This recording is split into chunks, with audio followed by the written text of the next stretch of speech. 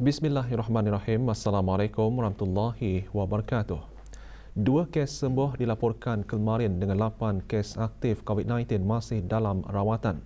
Kementerian Kesihatan dalam siaran akhbarnya mengenai perkembangan terkini situasi jangkitan COVID-19 di negara Brunei Darussalam turut maklumkan 1 kes import baharu dicatatkan. Kes 236 merupakan seorang individu yang tiba ke negara ini dari Amerika Syarikat pada 15 Mac 2021. Individu tersebut dimasukkan ke Pusat Pengasingan Kebangsaan setelah ujian awalnya didapati positif bagi SARS-CoV-2. Sementara itu, jumlah keseluruhan kes 236 dengan kes sembuh 225. Kes terakhir jangkitan tempatan COVID-19 dilaporkan pada 6 Mei 2020, manakala jumlah kes import sejak kes jangkitan terakhir tempatan dilaporkan sebanyak 95 kes. 460 orang sedang menjalani pengasingan diri mandatori. 18,404 orang menamatkan pengasingan diri mandatori sejak Mac 2020.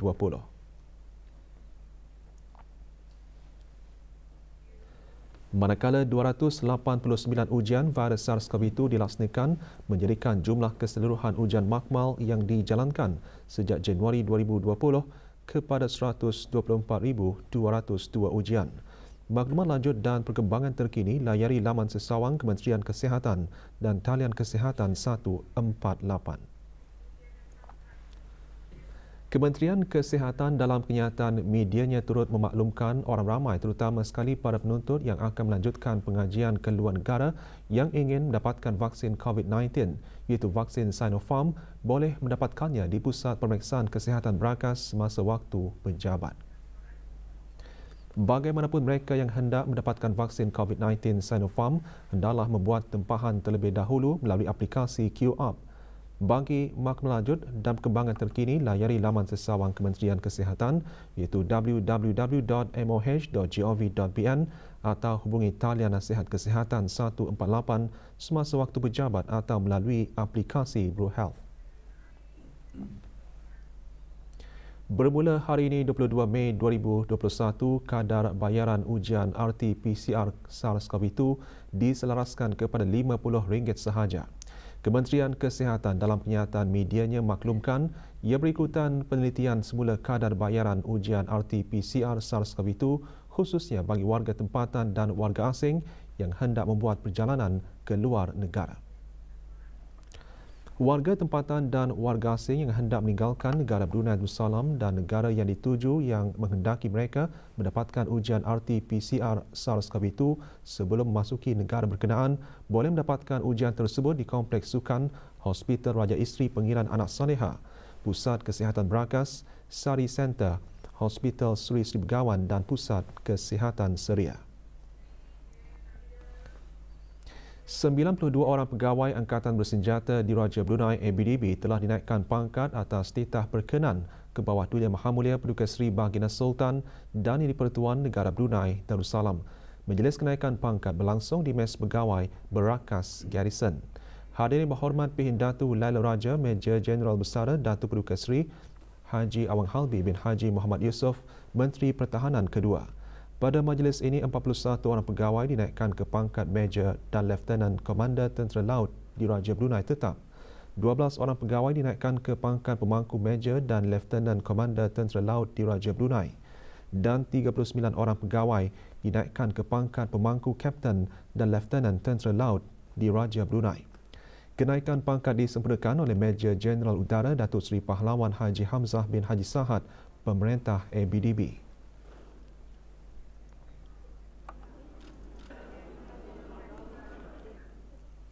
Penduduk di negara Brunei Darussalam akan berpeluang menyaksikan sebuah fenomena astronomi yang jarang berlaku iaitu gerhana bulan penuh pada petang Rabu 26 Mei 2021. Fenomena gerhana bulan penuh kali ini juga sangat menarik kerana bulan akan berada lebih dekat dengan bumi iaitu dikenali sebagai supermoon atau bulan penuh perigee. Ia merupakan gerhana bulan penuh di saat purnama yang paling besar pada tahun ini. Semasa temu bual bersama Awang Hazari bin Haji Ali Ahmad, Setiausaha Agung Persatuan Astronomi Negara Brunei Darussalam PABD mengungsikan bulan dijangka mula dicerap sejurus ia terbit dalam keadaan gerhana separa pada pukul 6.23 petang. Jika keadaan cuaca tidak berawan, orang ramai boleh menyaksikan lebih sebahagian permukaan bulan purnama berkeadaan gelap.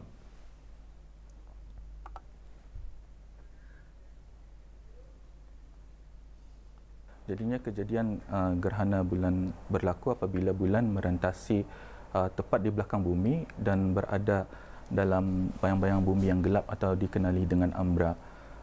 Ia merupakan kejadian alam semula jadi yang jarang sekali berlaku dan hanya berlaku apabila matahari, bumi dan bulan pada kedudukan satu garis yang lurus. Selain daripada negara ini juga, gerhana boleh diamati dari sebahagian besar kawasan bumi, iaitu dari Timur Asia, Australia, Pasifik dan Amerika Utara dan Selatan. Jika cuaca mengizinkan, penduduk di negara ini boleh menyaksikan kejadian tersebut bermula apabila bulan terbit sekitar jam 6.30 petang dan pada ketika waktu tersebut bulan sudah pun berada ataupun dalam keadaan gerhana. Jadinya gerhana penuh akan bermula pada jam 7.11 malam dan kemuncaknya berlaku pada 7.18 malam. Jadinya bagi fasa penuh ataupun totaliti, jangka waktu adalah selama 14:30. Gerhana bulan adalah selamat untuk dilihat dengan mata kasar. Tempat yang sesuai untuk mencerap fenomena ini adalah di kawasan ufuk sebelah timur yang tidak terhalang kerana kedudukan bulan adalah sangat rendah di langit timur dari negara ini. Persatuan PABD dengan kerjasama Jabatan Daerah Temburong, Kementerian Hal Ehwal Dalam Negeri dan Kelab Astronomi Kolej Pengajian Siswazah Antarabangsa IGS akan mengadakan cerapan gerhana bulan penuh dan supermoon pada petang hari Rabu 26 Mei 2021 di Pekan Bangar di hadapan Kompleks Perniagaan Bumiputera Daerah Temburong bermula pukul 5 petang hingga 9.30 malam. Beberapa buah teleskop dan binokular akan disediakan penganjur untuk kemudahan orang ramai mencerap fenomena tersebut dan masuk adalah percuma. Fenomena gerhana bulan dijangka berlaku lagi pada 19 November 2021, namun ia adalah hanya gerhana separa.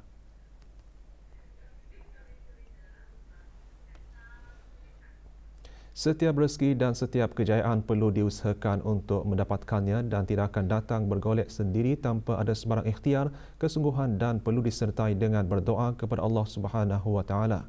Khutbah Jumaat kemarin bertajuk Bekerja dan Berusaha turut menekankan agama Islam melarang umatnya meminta-minta kepada orang lain sedangkan ia masih bertenaga, berupaya dan mampu untuk bekerja. Dalam agama Islam, bekerja dan berusaha untuk memenuhi keperluan dalam kehidupan itu dianggap sebagai satu ibadat. Terdapat beberapa syarat yang membolehkan sesuatu pekerjaan itu boleh berubah daripada adat kebiasaan kepada amalan ibadat di sisi Allah Subhanahu wa taala. Yaitu pertama, setiap kerja yang dilakukan itu mestilah tidak bercanggah dengan syariat Islam. Kedua, setiap kerja yang halal itu mestilah dilaksanakan dengan niat yang ikhlas kerana Allah Subhanahu wa taala. Yang ketiga, setiap kerja itu mestilah dilaksanakan dengan penuh iltizam, tekun dan dengan kemampuan yang terbaik. Yang keempat, menjaga batas larangan yang telah ditetapkan oleh Allah Subhanahu wa taala dan menghormati dasar-dasar akhlak dengan tidak melakukan sebarang penipuan, kezaliman, pengkhianatan, termasuklah penyalahgunaan harta, kuasa dan seumpamanya. Yang kelima, setiap pekerjaan yang dilakukan itu tidak menghalang seseorang itu daripada menunaikan kewajipan kehadrat Allah Subhanahu wa taala seperti bersembahyang. Apabila tiba sahaja Hari Raya Aidilfitri, pastinya pelbagai peristiwa menggambit kenangan sama ada ia disambut dalam tempoh beberapa tahun lalu atau lebaran pada era 60-an, 70-an dan 80-an. Di sebalik perbezaan suasana Aidilfitri dahulu dan sekarang, kemeriahannya tetap dirasai dengan tradisi kunjung mengunjungi yang diamalkan sehingga kini. Kita ikuti laporannya bersama Asma Yatim Haji Metusin. Bagi mereka yang pernah merasai sambutan Hari Raya pada era 60-an, 70-an dan 80-an, ia pasti menggamit kenangan yang sukar dilupakan. Suasana lebaran pada zaman tersebut dianggap unik sama ada dari aspek persiapan menjelang Aidilfitri sehinggalah tibanya Hari Raya. Keunikan itu juga dapat dilihat dari cara berpakaian, juadah yang dihidangkan dan cara berkomunikasi. Dulu yang dulunya katanya unik katanya tu. 3 hari raya baru kan start rumah apa. Malam raya baru start kan gantung langsir. Syok rasanya tu sampai pagi pun. Kadang rakat baca tu rakat tu dia. Syok pesannya beramai-ramai kadang tanya dia beradik anunya. Mana-mana rumah pun macam tu. Belaguran betul malam pukul itu. Paling lama 3 hari sambutan hari raya. Dah banyak. Tapi itu dulu pun kemudahan. Kalau di kampung air, macam saya tinggal di kampung air. Jadi pakai perahu, pakaian dah ada cara Melayu. Pakaian orang, pakai baju kemeja, smart, bertupi lah orang tu. Betai. Yang siapa nak tu betai tu kira smart lah. Tai tu pun payah kami luri. Masa saya umur 7 tahun, saya merasa itu murah tu. Setiap rumah mesti ada. Sambutan Hari Raya Aidilfitri seringkali dijadikan sebagai peluang terbaik untuk berkunjung ke rumah sanak saudara serta jiran tetangga. Masyarakat dahulu mengunjungi rumah sanak saudara dengan hanya berjalan kaki kerana jarak rumah yang berdekatan, namun pada masa ini semuanya semakin mudah walaupun jarak rumah yang hendak dikunjungi jauh dengan adanya pengangkutan seperti kereta. Dari segi juadah Hari Raya pula, keadaan begitu berbeza sekali. Jika dahulu kelupis dan kuih-kuih kering antara hidangan yang sering menghiasi meja setiap rumah, tetapi kini beraneka jenis kuih muih dan kek mudah didapati. Pada era serba canggih ini, ucapan Hari Raya mudah dihantar kepada sesiapa sahaja melalui laman media sosial. Berbeza dengan dahulu, hanya kad ucapan Hari Raya dihantar sebagai pengganti diri. Bagi generasi masa kini, pengalaman Hari Raya Aidilfitri pasti berbeza setiap tahun, terutama ketika dunia dilanda dengan jangkitan COVID-19. Kalau dulu, kalau kan berhari raya tu biasanya sama kawan. Kan kalau arah kampung air, rumahnya hampir-hampir kan tu. Kita senang saja berjalan ke rumah-rumah jiran-jiran itu. Kalau dulu macam sampul raya itu sebagai kanak-kanak dulu iski excited untuk dapat tu kan pasal raya tu ia masanya kena bagi. Kalau sekarang ini usually ada kena teks kan tu, kena invite, kena WhatsApp beritahu open house, kita tunggu ada orang teks satu baru tak ke rumah saudara tu. Pada masa ini jauh berbeza dengan yang dulu disebabkan masa ini lebih senang dan lebih mudah orang mengirim ucapan hari raya itu melalui WhatsApp dan sosial media. Tanpa disedari, arus kemodenan telah banyak merubah suasana sambutan Hari Raya. Apapun perbezaannya, jadikanlah Hari Raya Aidilfitri sebagai masa terbaik untuk bermaaf-maafan sesama insan, terutama ahli keluarga, sahabat handai dan rakan taulan. Laporan Asma Yatim Haji Metusin untuk Berita RTB. Berita antarabangsa, Amerika Syarikat memiliki komitmen bersama pihak-pihak yang relevan untuk melaksanakan gencatan senjata selepas tercetusnya ganasan Israel Palestin. Itu komitmen dari Rumah Putih. Setiausaha media Rumah Putih Tuan Jen Psaki berkata yang Amerika Syarikat telah mengukuhkan jaminan dari pihak-pihak yang berkaitan yang mereka komited terhadap gencatan senjata tersebut. Israel dan Hamas kedua-duanya meraih kemenangan semalam selepas kedua-dua pasukan tentera menamatkan pertempuran selama 11 hari. Namun para pegawai kemanusiaan memberi amaran kemusnahan Gaza akan mengambil tempoh bertahun-tahun untuk dibangun semula. Negara-negara G20 digesa menjadi peneraju dalam penamatan pandemik COVID-19 dengan seiring dengan Amerika Syarikat ke arah memastikan negara-negara berpendapatan rendah dapat mengakses seterusnya memperoleh vaksin COVID-19. Setiausaha Agung Bangsa-Bangsa Bersatu Tuan Antonio Guterres berkata demikian semasa sidang kemuncak kesihatan global yang diadakan bermatlamat ke arah menyelaras usaha dunia dalam menentang pandemik tersebut. Tuan Guterres turut menekankan pentingnya mempercepatkan dan memperluaskan lagi vaksinasi di seluruh dunia.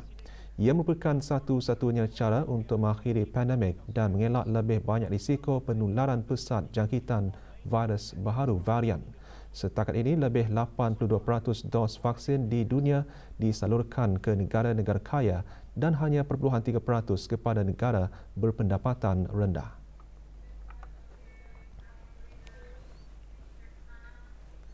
Presiden Mexico Tuan Andrés Manuel López Obrador mengalu-alukan usul Presiden Amerika Syarikat untuk menghapuskan paten-paten bagi vaksin COVID-19 bagi membenarkan akses lebih banyak negara. Pentadbiran Tuan Biden menyokong seruan dari banyak negara membangun bagi penghapusan paten-paten berkenaan dengan harapan akan meningkatkan penghasilan seterusnya membenarkan lebih banyak penyaluran suntikan di seluruh dunia. Namun usul tersebut diendahkan oleh beberapa negara Eropah yang sebaliknya menyeru bagi penghapusan sempadan perdagangan Amerika yang disifatkan sebagai penghalang utama. Tuan Obrador juga menggesa pengukuhan mekanisme COVAX, usaha PBB, sokongan antarabangsa dalam menyumbangkan vaksin kepada negara-negara membangun dunia.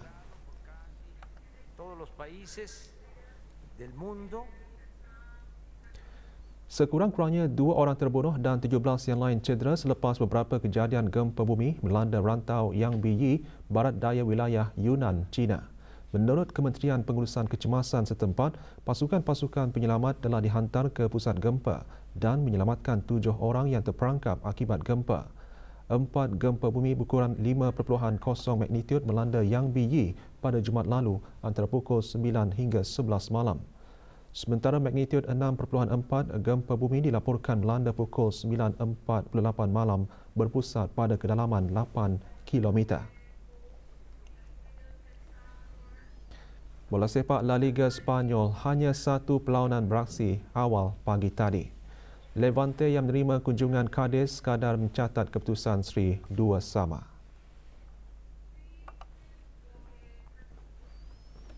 Dengan bahan-bahan berita itu tadi, berita pagi berakhir di sini. Kita kembali bersama rakan-rakan penyampai Rampai Pagi untuk membawakan bahan menarik seterusnya. Assalamualaikum warahmatullahi wabarakatuh.